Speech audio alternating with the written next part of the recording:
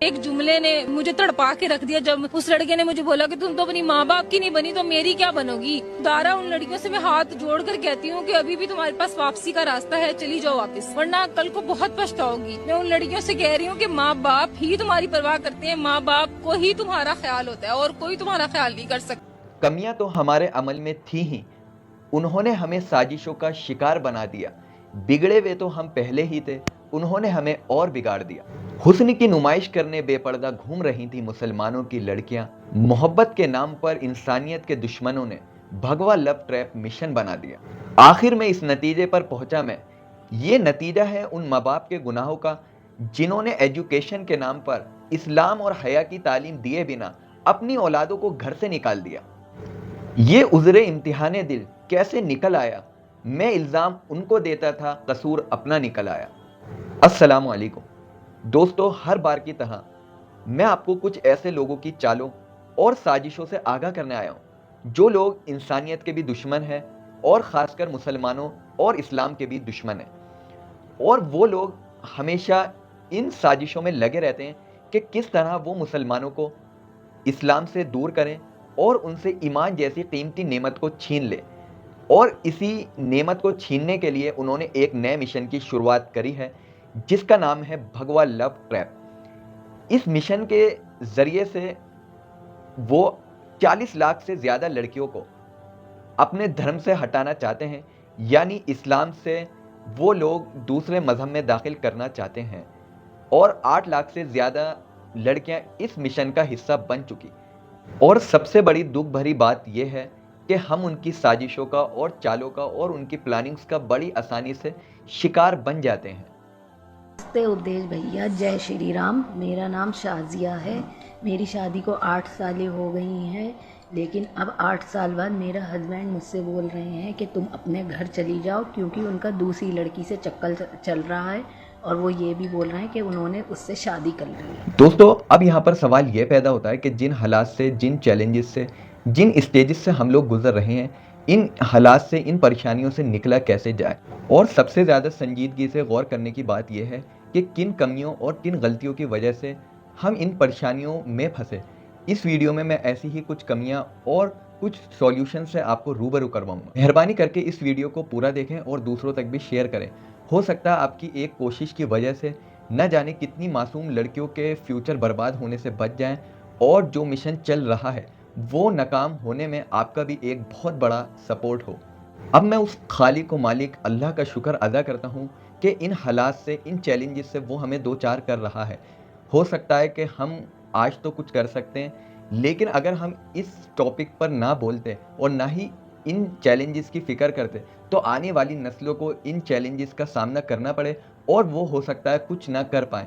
इसलिए दोस्तों, मैं अल्लाह का शुक्र अदा करता हूँ और एक समझदार इंसान की तरह हमें इन चैलेंजेस को एक्सेप्ट ही नहीं करना, बल्कि इसके खिलाफ आवाज़ भी उठानी है और आने वाली नस्लों के लिए और जो इस वक्त मौजूदा नौजवान नस्ल है उनके मुस्तकबिल के लिए फ़िक्र भी करनी है। दोस्तों देखिए, हमें तंग दिल होने की ज़रूरत नहीं है, घबराने की ज़रूरत नहीं है, बल्कि ये परेशानियाँ, ये मुसीबतें और ये साजिशों का सामना तमाम अंबिया और ख़ासकर अल्लाह के हबीब सल्लल्लाहु अलैहि वसल्लम को भी करना पड़ा। और उस मौके पर अल्लाह के रसूल ने क्या तदबीर अपनाई, क्या हिकमतें अपनाई, इस वक्त हमें वो हिकमतें अपनाकर, वो तदबीरें सोचकर और वही चीज़ अपनाकर आगे बढ़ना है। दोस्तों, मेरी ये औकात तो नहीं कि मैं पेशन गोइयाँ करूँ, लेकिन मेरे अल्लाह का मुझ पर एहसान है कि उसने मुझे मेरे कद से ऊँची चीज़ें दिखा दी, मेरे कद से बड़े हालात दिखा दिए। और आप लोग भी देख रहे हैं कि दिन ब दिन कितनी साजिशें रची जा रही हैं और हम लोग हैं कि सोए पड़े हैं। ना जाने कौन सा कोड़ा, कौन सा दुर्रा हमें जगाएगा, ना जाने कौन सा अजाब हम पर आएगा जो हम जागेंगे कि हमने अपनी कौम के मुस्तकबिल की फ़िक्र करनी छोड़ दी। हम हर कल्चर, हर माहौल अपनाने के लिए तैयार हैं। मुसलमानों की लड़कियां गली मोहल्लों से निकलती हैं तो लगता नहीं कि ये मुसलमानों की लड़कियां हैं। शादी जो होती हैं उसमें जो फंक्शंस ऑर्गेनाइज होते हैं उसमें लगता नहीं कि ये मुसलमानों की लड़कियां हैं। एक हमें एक अजीब, एक बदहाली फैल रही है कि हमारी औरतें वेटर से पर्दा नहीं करती। जो शादी में वेटर्स हैं उन्हें ऐसा समझा जाता है जैसे ये हमारे सगे भाई हैं, जैसे ये हमें गलत नज़रों से देख ही नहीं रहे। अरे आप तो अपनी जिम्मेदारी अदा करिए कि इस्लाम ने औरत के बाल का भी पर्दा बताया। औरत के बाल उसके सतर में शामिल है। अल्लाह के रसूल सल्लल्लाहु अलैहि वसल्लम ने फरमाया कि औरत एक सत्र की तरह, यानी आपने मिसाल दी कि जिस तरह इंसान अपने सतर को छुपाता है, यानी वो अपने सतर को बेपर्दा नहीं करता, इसलिए औरत को बताया कि वो घर में रहे, उसके ईमान की हिफाजत, उसकी खूबसूरती की हिफाजत पर्दे में है। दोस्तों, हम भूलते जा रहे हैं, आज मर्दों के काम औरतें कर रही हैं, बाजार जाना, शॉपिंग करना, बेपर्दगी से बात करना, क्या यही कल्चर है? तो क्या हम भगवा लव ट्रैप का शिकार नहीं होंगे?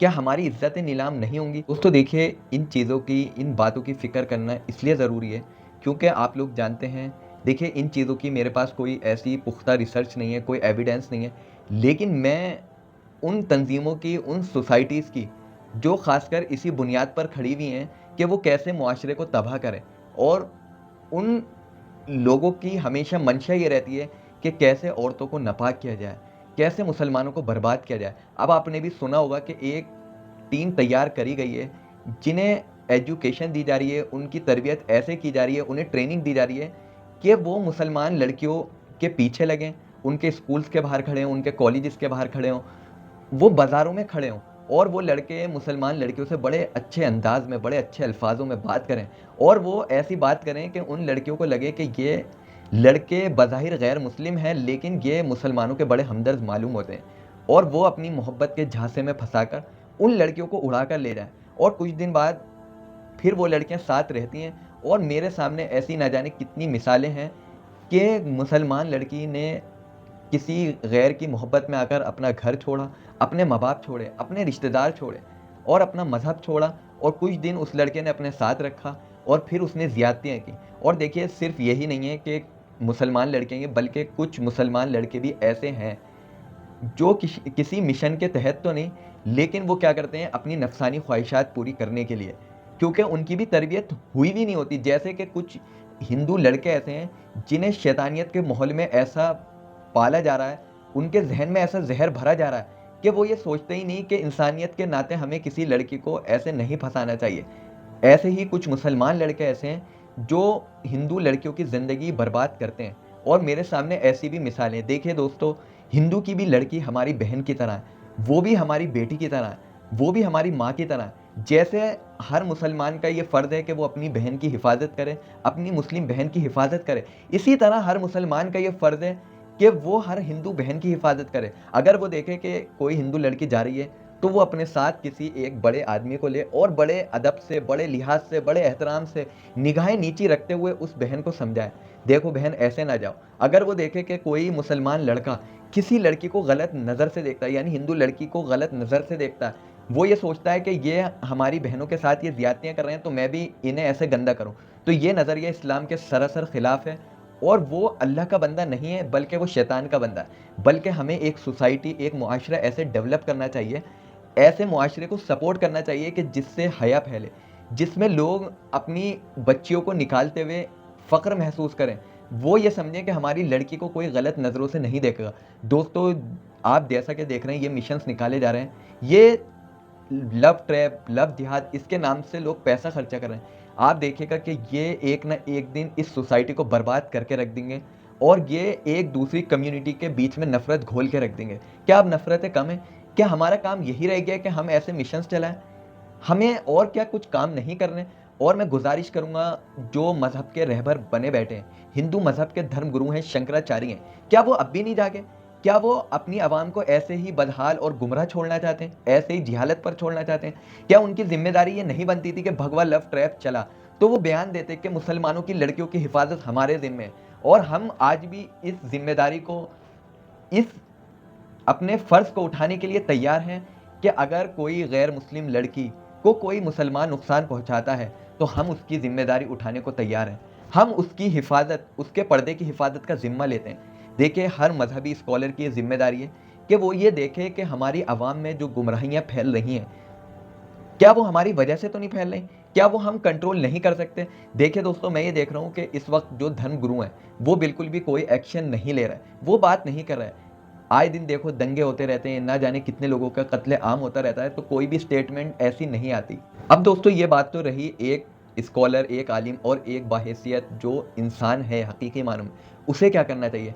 अब मैं बात करना चाहूँगा कि हमें इस वक्त क्या करना चाहिए इस लव ट्रैप को रोकने के लिए।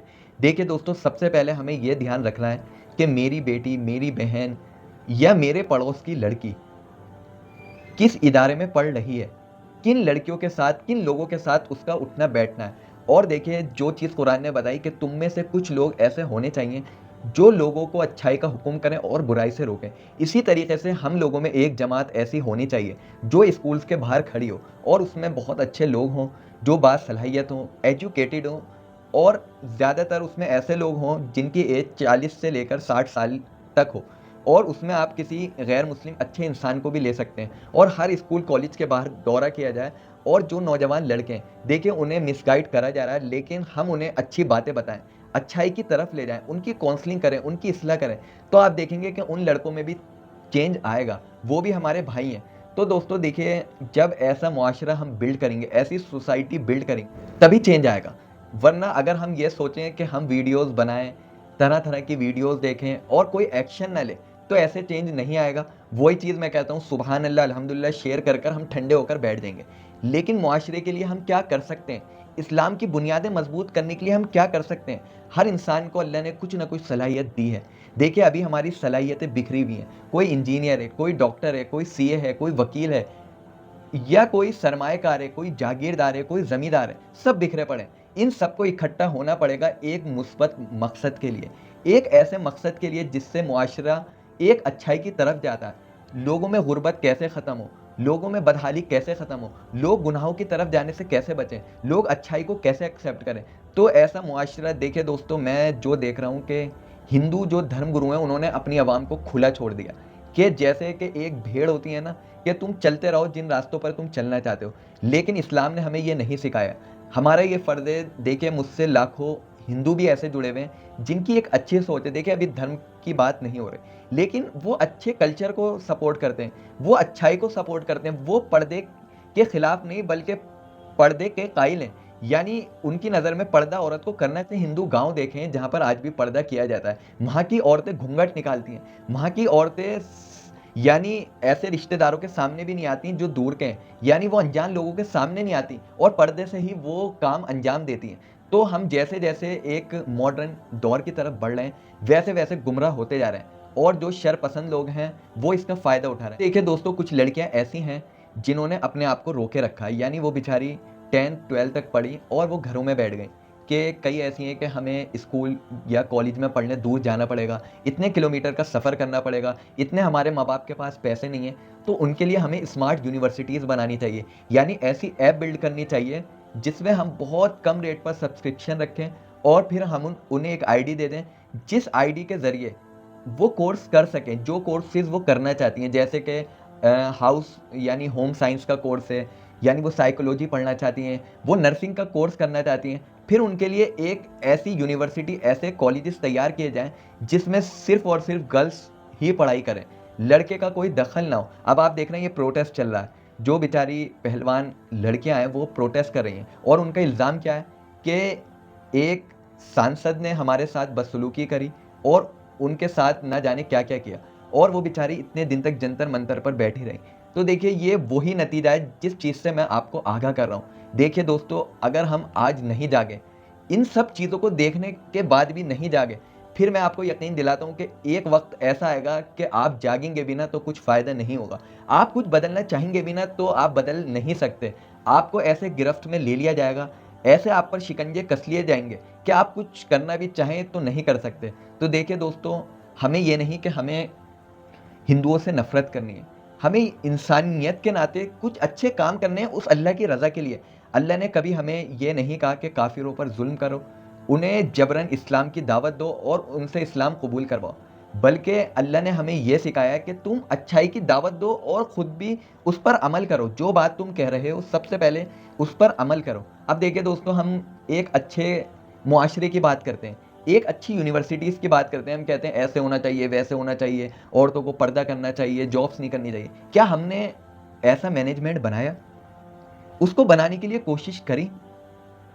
हम लगे हुए हैं सोशल मीडिया पर, हम लगे हुए हैं बड़ी शादियों में, हम लगे हुए हैं घर अच्छे से अच्छा बनाने में, हम लगे हुए हैं हर साल हज और उम्रा करने में। हम सोसाइटी को बिल्ड करने में नहीं लगे हुए। हमने मस्जिद सिर्फ नमाज पढ़ने की जगह समझ ली, हम सिर्फ नमाज पढ़ने जाते हैं मस्जिद और वापस आ जाते हैं। मस्जिदें इसलिए नहीं बनाई गई थी, बल्कि अल्लाह के रसूल सल्लल्लाहु अलैहि वसल्लम हर नमाज के बाद कुछ ना कुछ इरशाद फरमाया करते थे, लोगों के मसाइल सुना करते थे, उनकी फ़िक्र करा करते थे। ये है, मैं नेक्स्ट वीडियो में आपको बताऊँगा अकीमुस्सलाह व आतुज़ ज़का का मतलब क्या है। यानी नमाज़ कायम करो। नमाज़ पढ़ना कहते किसे? नमाज़ पढ़ना इसे नहीं कहते कि आप नमाज़ पढ़कर आए और घर में आराम से सुकून से बैठ गए। लोग गुनाह कर रहे हैं, गुनाह करते रहें, लोग ज़िना कर रहे हैं, ज़िना करते रहें, लोग हक़ तलफ़ियाँ कर रहे हैं, हक़ तलफ़ियाँ करते रहें, लोग हुकूक ज़ाया कर रहे हैं, लोग हुकूक ये नमाज नहीं है। नमाज का मतलब ये है कि जो अल्लाह ने कुरान में ये नहीं फरमाया नमाज पढ़ो, बल्कि नमाज कायम करो। नमाज जो हमें सिखा रही है, नमाज हमें ये सिखा रही है कि नज़रों की हिफाजत कैसे करी जाती है। नमाज हमें ये सिखा रही है कि एक सफ़ में जो हम एक साथ खड़े हो रहे हैं, क्या हम मुआशरे में या हम मस्जिद के बाहर भी एक साथ खड़े हुए हैं बुराई को मिटाने के लिए? क्या हम एक साथ खड़े हुए हैं अच्छाई को फैलाने के लिए? क्या हमारी जो रिसोर्सेज हैं वो मुआशरे को और इस्लाम की बुनियादें मजबूत करने के लिए लग रही हैं? नहीं लग रही। तो दोस्तों नेक्स्ट वीडियो में मैं आपको इस भगवा लव ट्रैप के बारे में और खुलकर बताऊंगा। नेक्स्ट वीडियो में मैं आपको ये बताऊंगा कि इन चैलेंजेस से कैसे लड़ा जाए और हम क्या क्या चीज़ें इस्लाम के लिए कर सकते हैं और ख़ासकर अपनी कम्युनिटी को कैसे मजबूत कर सकते हैं, जिससे दूसरे रिलीजन को भी फ़ायदा हो, दूसरे लोगों को भी फ़ायदा हो और वो ये समझें कि जो इस्लाम अल्लाह के रसूल सल्लल्लाहु अलैहि वसल्लम लेकर आए वो इस्लाम क्या था। तो दोस्तों नेक्स्ट वीडियो का आप इंतज़ार करें, इंशाल्लाह फिर मिलेंगे। अस्सलामु अलैकुम।